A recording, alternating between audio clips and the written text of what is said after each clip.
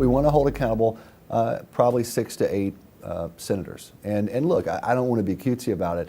When a senator is facing re-election, it does focus them on their voting record, and it does make them more attentive to how each individual vote impacts their political future.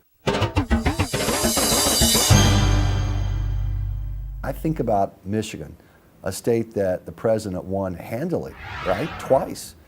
And everyone thought that, and they haven't, Republicans haven't had a Senate seat there, I think, since Spence Abraham won, I think in '94 when he won his Senate seat and then lost in 2000. Most folks thought, well, that state's probably not in play. But single-handedly, Obamacare has put a state in play the president comfortably won twice.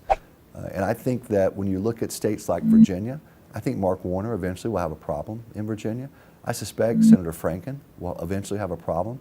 I think that in Colorado, I mean, given the embarrassment he had there with the letters and calls during the rollout of Obamacare, where it looked like that office, the senator's office, was trying to pressure them to give better numbers for Obamacare than were really there.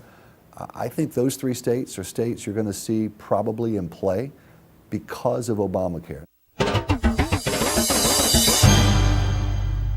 I think the shutdown was just a misguided strategy. I think that when you take a budget deadline and you try to couple a standing law and say we're not going to fund the government unless you give us a victory on this totally unrelated law, really, that's just not going to work. On the face of it, where do you go once you shut the government down? Because the president and the Senate clearly weren't going to do that. And it was made into some kind of chest-thumping moment, right? If you don't support this, somehow you're not a true conservative. And we just didn't buy that because it wasn't a realistic strategy. We opposed it.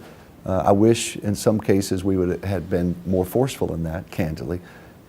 But it wasn't a good strategy.